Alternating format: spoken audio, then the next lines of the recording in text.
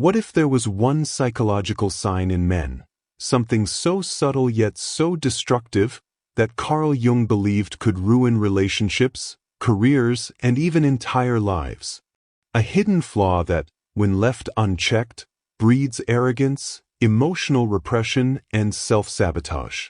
Jung, one of history's most profound psychologists, spent his life studying the unconscious mind, and he discovered that men who ignore this warning sign often spiral into toxicity, rage, or deep loneliness. But here's the catch. Most men never see it coming, because the danger isn't out there, it's within them. Carl Jung revolutionized psychology by exposing the hidden forces that shape us, the shadow self, the unconscious mind, and the archetypes buried deep in our psyche.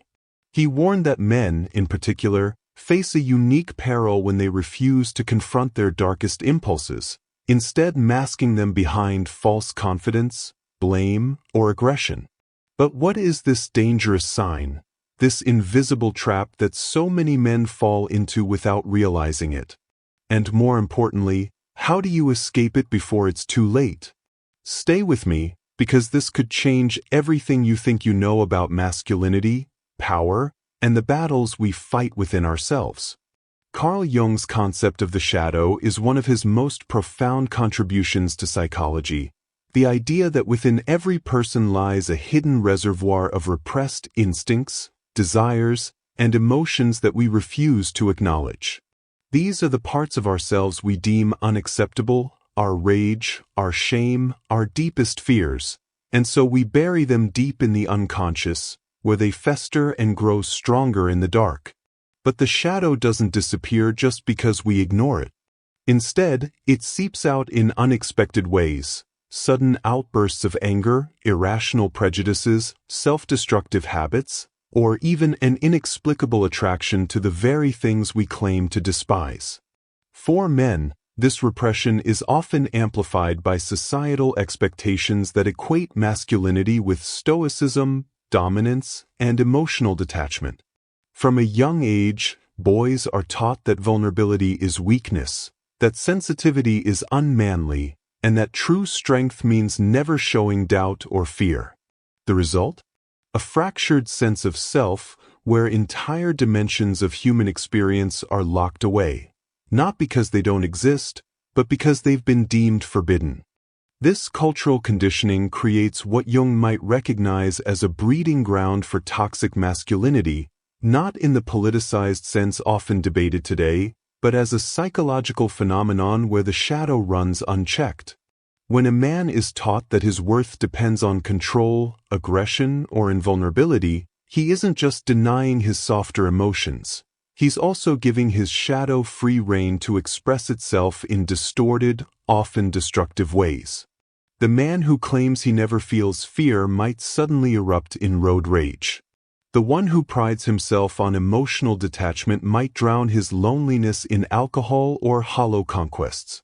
The so-called alpha male, who boasts of his dominance, might, in private, be enslaved by insecurity, terrified of any challenge to his fragile self-image. These aren't just random flaws. They're the shadow's revenge, the parts of himself he refused to face now controlling him from the darkness. And this is where the real danger lies. An unintegrated shadow doesn't just haunt a man internally, it warps his entire perception of the world. Jung warned that whatever we refuse to confront within ourselves, we inevitably project onto others. The man who denies his own capacity for cruelty will see enemies everywhere, justifying his aggression as self-defense. The one who represses his need for love might grow bitter, mocking intimacy as weakness in those who dare to embrace it.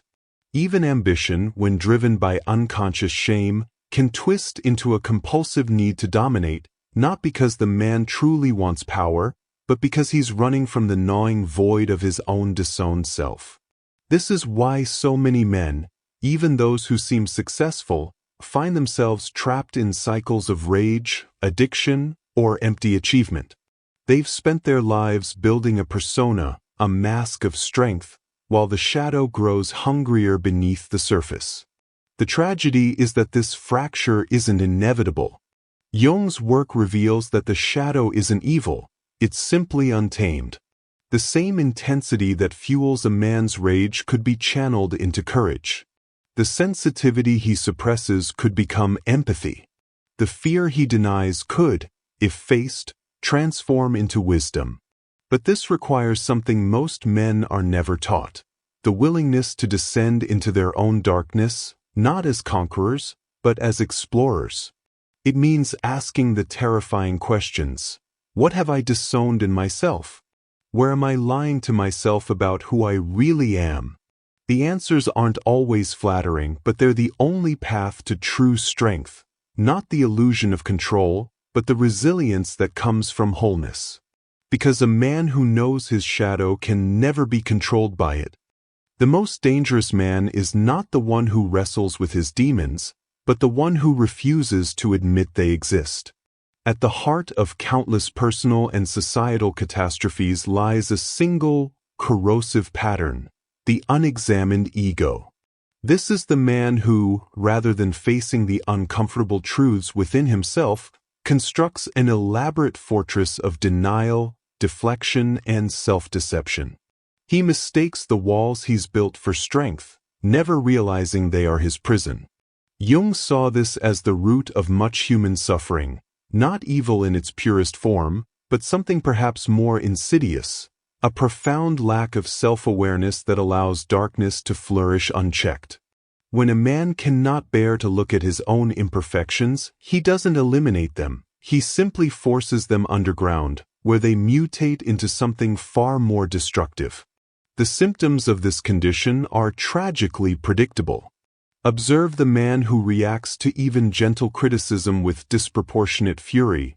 His defensiveness is not a sign of confidence, but a telltale crack in his facade. Beneath the bluster lies a terrified child, convinced that any challenge to his self-image will annihilate him. Watch how he navigates failure, not with reflection, but with a frantic scramble to pin blame elsewhere. His co-workers, his family, society at large become convenient scapegoats for shortcomings he lacks the courage to claim as his own. Most revealing of all is the grandiosity that often accompanies this fragility. The louder a man proclaims his superiority, the more obvious it becomes that he's trying to convince himself. These are not the traits of strength, but of an ego so brittle it must constantly reinforce its own illusion. The emotional toll of this self-deception manifests in equally destructive ways. Consider the stoic father who prides himself on never shedding tears, only to erupt in violent outbursts over minor inconveniences. His repressed sorrow and fear don't vanish. They simply emerge as rage, the only emotion his warped sense of masculinity permits. Or the charismatic leader whose apparent confidence seduces followers, while privately he's paralyzed by imposter syndrome, compelled to manufacture ever greater displays of dominance to quiet his inner void. History provides no shortage of cautionary tales, from tyrants who projected their own cruelty onto enemies of the state, to celebrated artists who destroyed relationships with their need for constant admiration, to everyday men who sabotage their happiness rather than confront their pain. What makes this pattern so perilous is its self-perpetuating nature. The less a man examines himself, the more his shadow governs him unconsciously. His relationships become minefields, as he attributes his own unlived impulses to those around him. The colleague who questions him isn't offering constructive feedback, she's jealous. The partner who expresses hurt isn't communicating a legitimate need, she's trying to control him. This isn't just intellectual dishonesty, it's a survival mechanism for an ego that equates self-examination with annihilation.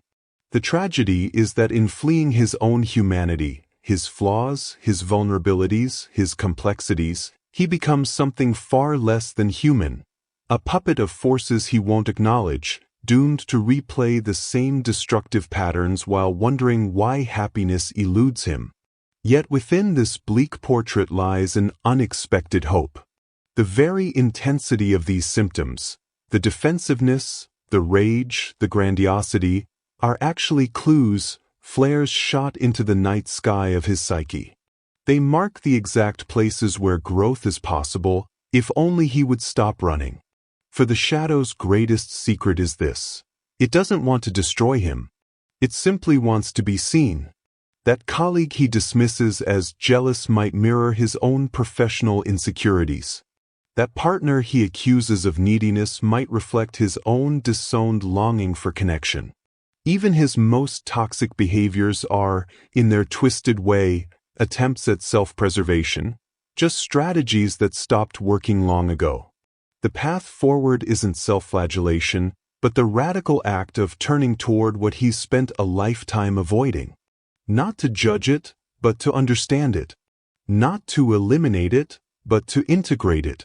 Because the man who can finally say, "This too is me," discovers an astonishing truth. The parts of himself he thought would destroy him were actually the keys to his freedom. The unexamined shadow exacts a heavy toll, often manifesting first in what appears to be inexplicable self-sabotage. Many men find themselves stuck in cycles of professional stagnation or failed relationships, unable to understand why they keep undermining their own success.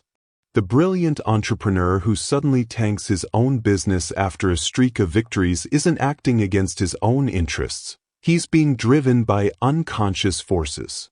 Perhaps early experiences taught him he didn't deserve success, or maybe the pressure of maintaining his achievement triggers such intense anxiety that failure becomes preferable to continued exposure. In relationships, this plays out through patterns of emotional withdrawal or picking fights at moments of deepening intimacy. The shadow doesn't operate through logic. It speaks in compulsions, in those inexplicable actions we can't justify but feel powerless to resist. When the shadow remains unaddressed, aggression often becomes its primary language, either in its explosive or passive forms. The man who was never allowed to express healthy anger as a child may find it erupting later in life as disproportionate rage over minor slights. Alternatively, that same repressed anger might emerge as chronic resentment, backhanded compliments, or a pattern of subtle undermining, what Jung called the murderous lie of the harmless word. These behaviors create isolation, confirming the shadow's belief that connection is dangerous, thus reinforcing the cycle. The tragedy is that what begins as self-protection becomes a self-fulfilling prophecy. The man who fears betrayal becomes so suspicious he drives others away. The man terrified of appearing weak becomes so emotionally inaccessible he ensures the loneliness he most dreads. Jung's concept of the midlife crisis reveals perhaps the shadow's most devastating rebellion.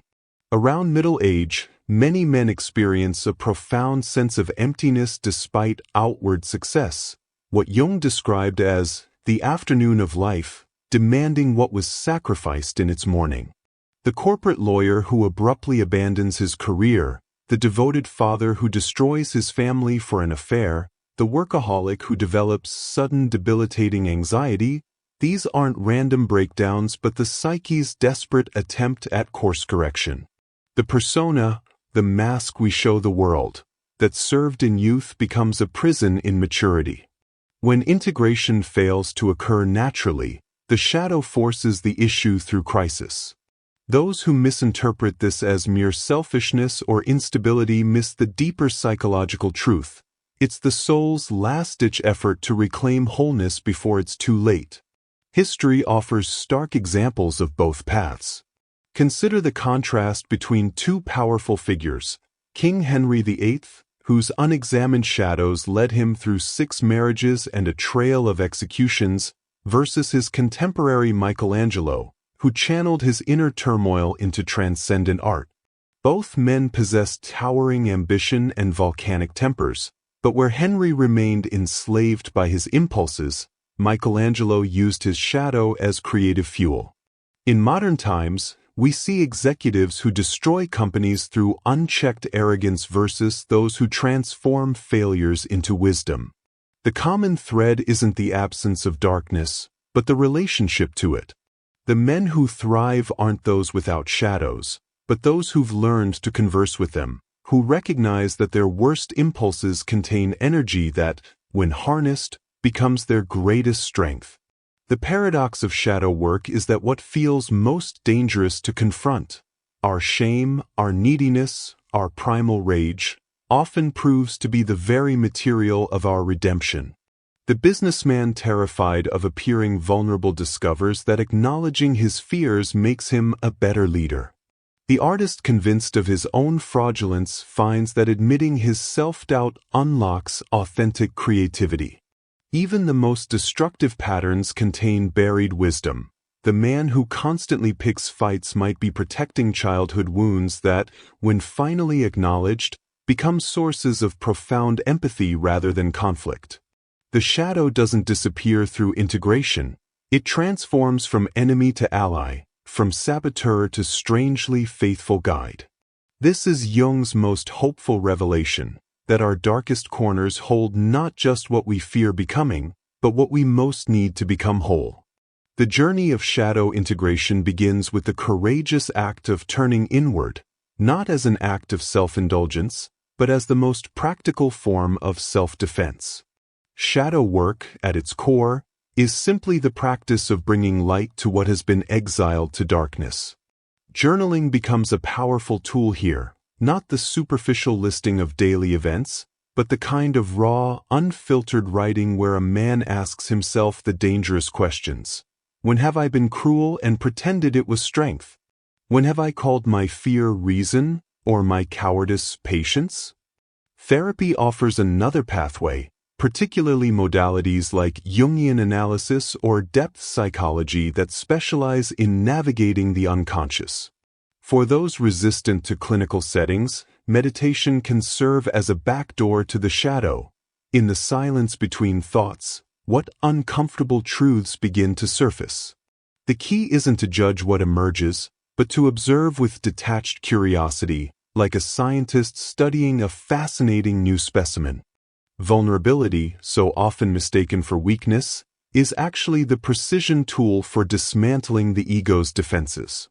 Consider the martial artist who learns to yield as a form of power. Emotional honesty operates on the same principle.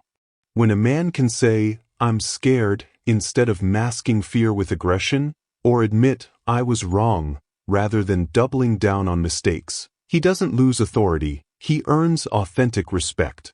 This isn't about performative confessionals or manufactured fragility, but the quiet courage to name experiences exactly as they are.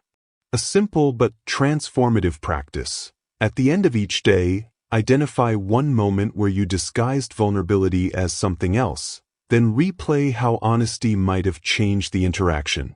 Over time, this builds the neural pathways of emotional integrity. Projection, that sly psychological trick where we attribute our own flaws to others, can only be stopped through ruthless self-accountability. The next time you find yourself intensely irritated by someone's behavior, pause and ask, is this a mirror? The coworker whose arrogance infuriates you, might there be a drop of that in yourself you've refused to acknowledge? The friend you accuse of being needy, could that reflect your own disowned longing for connection? This isn't to suggest all criticisms are projections, but that the ones carrying an emotional charge often point to unhealed wounds. A practical exercise: keep a projection log for a week, noting every strong negative reaction to others, then examine each for potential shadow material. The goal isn't self-flagellation, but the liberation that comes when we stop wasting energy blaming external villains for internal conflicts. Healthy masculine role models serve as living proof that integration is possible. They're the antidote to both toxic machismo and reactionary weakness. These are men who wield strength with restraint, who combine competence with compassion, who lead without needing to dominate. Finding them requires looking beyond cultural caricatures. Sometimes they're historical figures like Lincoln or Mandela, sometimes the quiet grandfather who embodied wisdom without fanfare, sometimes contemporary mentors willing to guide with both challenge and care. Study their lives not to imitate superficially, but to understand how they navigated their own shadows. For those lacking such models in immediate circles, literature and mythology offer rich alternatives.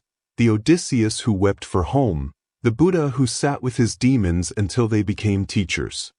Practical integration happens through consistent, small-scale exercises. The morning ritual of asking, "What part of myself am I avoiding today?" The habit of pausing before defensive reactions to ask, "What's really under this?"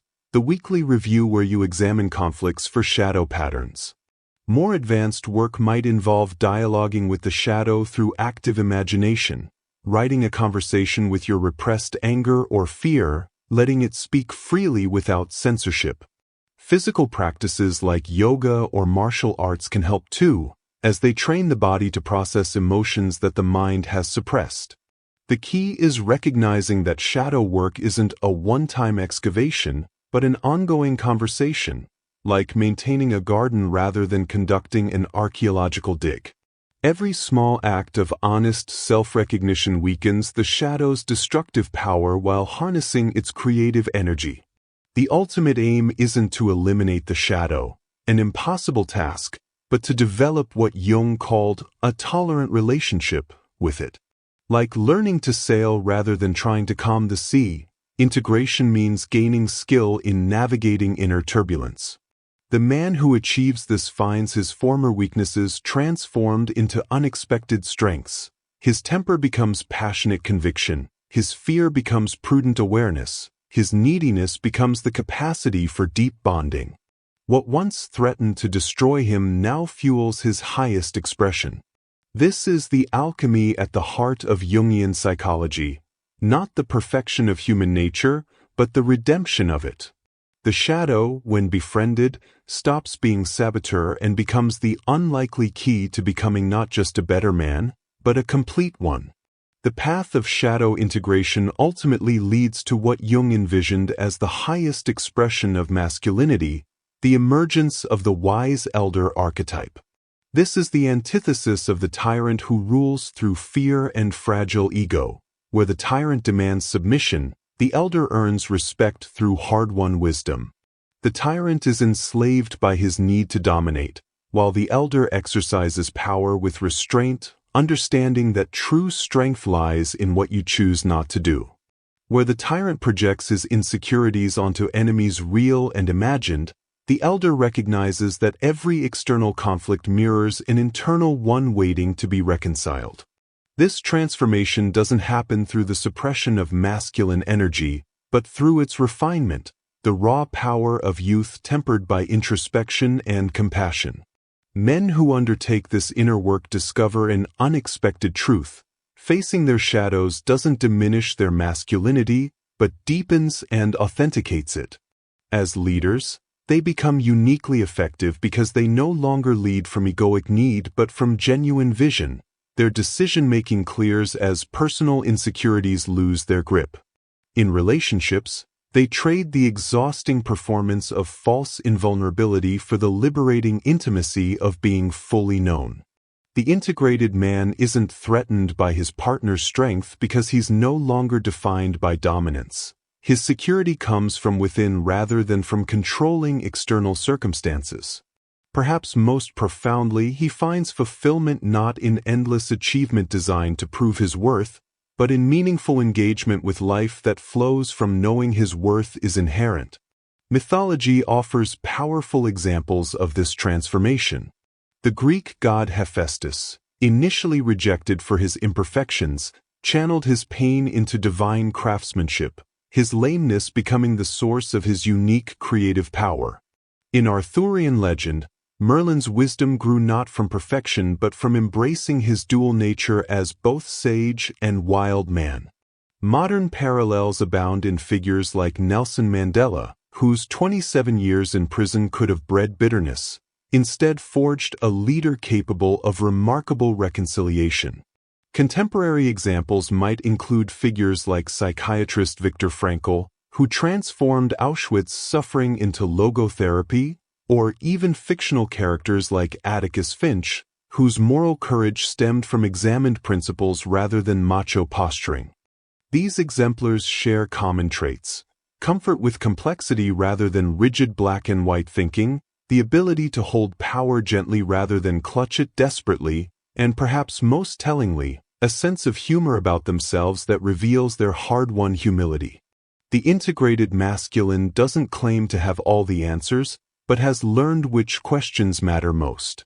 His authority comes not from titles or physical dominance, but from the quiet confidence of having faced his own darkness and emerged wiser. He understands that true protection isn't about controlling others, but about creating spaces where vulnerability becomes safe, whether as a father, partner, or leader. This is Jung's enduring hope for masculinity, not its rejection, but its evolution. The integrated man becomes a living bridge between generations, honoring tradition while adapting it to contemporary wisdom. In him, the warrior's courage merges with the healer's compassion, the provider's diligence with the poet's sensitivity. His shadow remains, but as collaborator rather than saboteur, its energy channeled into creativity rather than destruction. He proves that masculinity at its best isn't about domination over life, but profound engagement with it, a journey where former weaknesses, when faced with honesty, become the foundation for strengths no facade could ever mimic. In a world desperate for authentic leadership and connection, this vision of mature masculinity may be not just personally redemptive, but culturally transformative. We've journeyed through the dangerous terrain of the unexamined masculine psyche, the man who refuses to face his shadow, projecting his flaws onto others while his unclaimed darkness sabotages his relationships, his purpose, and his peace. But we've also uncovered the antidote, the courageous work of shadow integration. This isn't about self-punishment or endless introspection, but about reclaiming the disowned parts of yourself to become not just a better man, but a whole one. The patterns are clear: defensiveness, blame, emotional repression, but so is the path forward: ruthless self-honesty, radical vulnerability, and the willingness to take full responsibility for your inner world. So now comes the real challenge. Are you brave enough to face your shadow?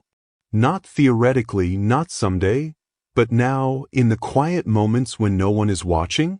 Will you pause the next time irritation flares up and ask what it might really be about?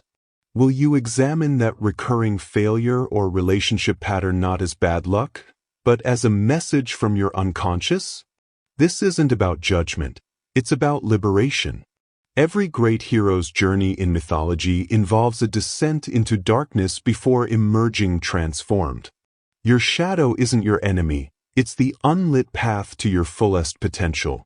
If this resonates with you, take a step today. Leave a comment sharing what part of this exploration struck a chord. What's your shadow trying to tell you?